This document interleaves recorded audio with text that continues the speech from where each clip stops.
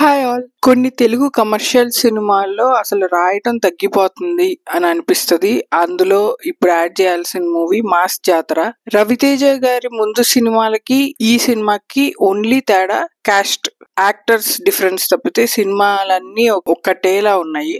నేను అప్పటికి విక్రమార్కుడు లాగా ట్రై చేస్తున్నారు, ఇందులో కూడా ఆయన పోలీస్ ఆఫీసర్ కాబట్టి అని. కానీ విక్రమార్కుడే కాదు, ఆయన మూవీస్ చాలా మూవీస్ ఇందులో ఉన్నాయి, అంటే స్టోరీ అండ్ స్క్రీన్ ప్లే లో కూడా. నాకు ఈ సినిమాలో నచ్చి ఎంజాయ్ చేసిన బిట్స్ ఏంటంటే, రవితేజ మూవీస్ కి హోమేజ్ చేశారు ఫర్ ఫ్యాన్ మూమెంట్స్, అవి బాగున్నాయి.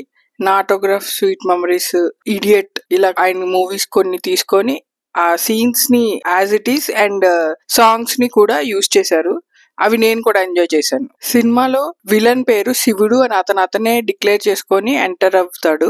అలా చెప్పి వేరే పురాణ కథలు కూడా యూజ్ చేసి చెప్తారు. అయితే నాకు శివుడిని చెడుగా చూపించారండి అని ఫస్ట్ బాధేసింది, కానీ తర్వాత జలంధరుడు స్టోరీ అని చెప్పి అర్థమయ్యి ఓకే సర్ది చెప్పుకొని సాటిస్ఫై అయ్యాను. జలంధరుడు అంటే ఎవరో మీకు అందరికీ తెలిసే ఉంటది. శివుడి మూడో కన్ను నుంచి పుట్టిన రాక్షసుడు జలంధరుడు. అతను కోపంగా ఉంటాడు ఎప్పుడు, అతను మార్గం చెడు అన్నమాట.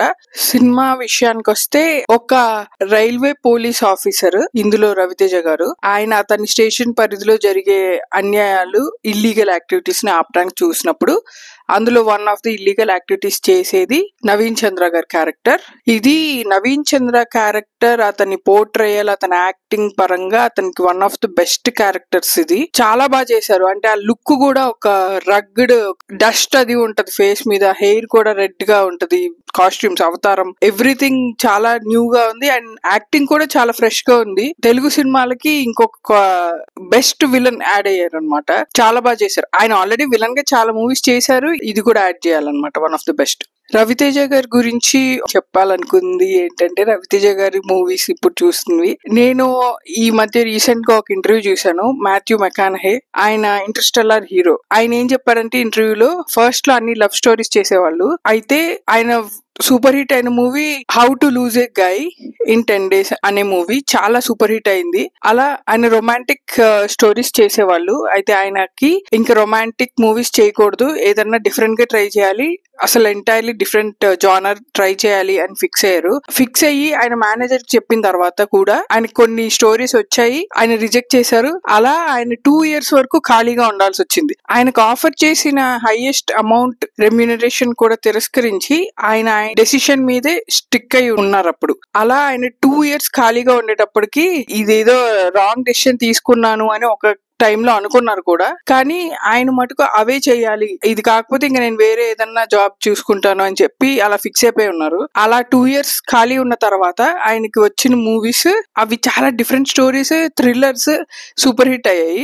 కొన్ని సూపర్ హిట్ కాకపోయినా అవి చూసి సూపర్ మూవీ అనుకునే రేంజ్ లో ఉన్నవి. సో అలా ఆయన కెరియర్ ని జానర్ మార్చుకున్నారనమాట, రొమాంటిక్ స్టోరీస్ నుంచి వేరే జానర్ కి. అది గుర్తొచ్చింది అనమాట. రవితేజ గారు కూడా ఆయన మూవీస్ ఒక తరహాలో వెళ్ళినప్పుడు నేనింతే, నాటోగ్రాఫ్ లాంటి మూవీస్ చేశారు. నాటోగ్రాఫ్ ఒక రీమేక్, ఓకే అది చాలా స్వీట్ మూవీ, కానీ కమర్షియల్లీ సక్సెస్ కాలేదని విన్నాము, అప్పుడు ఫీల్ అయ్యారని నేను చూశాను. తర్వాత నేనింతే కూడా కమర్షియల్లీ సక్సెస్ కాలేదని, అలాంటి మూవీస్ చేయటం గురించి సెకండ్ డౌట్స్ ఉన్నాయని అట్లా నేను విన్నాను. కానీ నేనింతే ఒక మూవీగా చూసుకుంటే చాలా మంచి మూవీ. రవితేజ గారు చేసిన one of the best movies లో అది టాప్ 5 లో ఉంటది. అలాంటి మూవీస్ మళ్ళీ ఆయన దగ్గర నుంచి నేనైతే చూడలేదు. తర్వాత అన్ని మాస్ కమర్షియల్ మూవీస్ వచ్చాయి. సో నాకేమనిపించింది అంటే, ఒక ఖచ్చితమైన కమర్షియల్ తెలుగు సినిమా ప్యాటర్న్ లోనే ఆయన చెయ్యాలి అని ఫిక్స్ అయ్యారని. He is one of the best actors Telugu movies లో. ఆయన ఎమోషనల్ యాక్టింగ్ కానీ, ఎనర్జీ లెవెల్స్ కానీ, అసలు ఒక రవితేజ గారి మూవీ చూస్తే మనం ఎనర్జీ ఫీల్ అవుతాం. అలాంటి ఒక మంచి యాక్టర్ ఒక జానర్ స్ట్రిక్ అవ్వాలి అని ఫిక్స్ అయిపోయి చేయటం, అది చాలా అన్ఫార్చునేట్ అనిపించింది నాకు. ఆయన కొంచెం కష్టమైనా కూడా మాథ్యూ లాగానే ఒక డెసిషన్ ఫిక్స్ అయిపోయి ఆయన చెయ్యాలనుకున్న మూవీస్ మాత్రమే చేసి, ఫస్ట్ తెలుగు ఆడియన్స్ ఆయన రిసీవ్ చేసుకోకపోయినా ఇప్పుడు నేనింతేలాగా సెకండ్ థర్డ్ మూవీ నుంచి అట్లాంటి డిఫరెంట్ జానర్స్ కే ఖచ్చితంగా యాక్సెప్ట్ చేసి ఉండేవాళ్ళు. ఇప్పుడు వచ్చిన మాస్ జాతర ఆయన ముందు మూవీస్ లాగానే ఒక 20 years బ్యాక్ ఓల్డ్ మూవీస్ లానే ఉంటది. కొత్త అంటే మళ్ళీ ఏదో ఒక ఏలియన్ స్టోరీ రాయాలని కాదు, బట్ డిఫరెంట్ అయిన స్టోరీ టెల్లింగ్ అంటే ఏమీ లేదు. సో నాకు అనిపించింది ఈ రవితేజ గారు తనకి నచ్చిన మూవీస్ తను హిట్ ఫ్లాప్ కి అతీతంగా తను ఎంచుకొని స్టిక్ అయి ఉండి చేసుకుంటే ఎప్పటికీ నిలిచిపోయే మూవీస్ చేయగలరు అని నాకు అనిపించింది. శ్రీలీల గారు ఇందులో హీరోయిన్, తనకు ఉన్న పరిధి వరకు తను బానే చేశారు. కాకపోతే తను కూడా ఒక కమర్షియల్ హీరోయిన్ ప్యాటర్న్ లోనే ఉంది, ఒక డిఫరెంట్ ఏమీ లేదు. అసలు తనకంటూ ఒక శైలి క్రియేట్ చేసుకొని శ్రీలీల గారు ముందుకెళ్తే బాగుంటది అనిపించింది నాకు. సాంగ్స్ కొత్తగా ట్రై చేస్తున్నారు ఈ మధ్య, ఫోక్ సాంగ్స్ ని తీసుకొని వాటిని సినిమాలోకి ఇంక్లూడ్ చేయడం చాలా బాగుంది. సాంగ్స్ ఎంజాయ్ చేశాను నేను కూడా. Thank you. ఈ రివ్యూ మీకు నచ్చినట్టయితే please like, share and subscribe. Comment చేయండి రివ్యూ ఎలా ఉందో.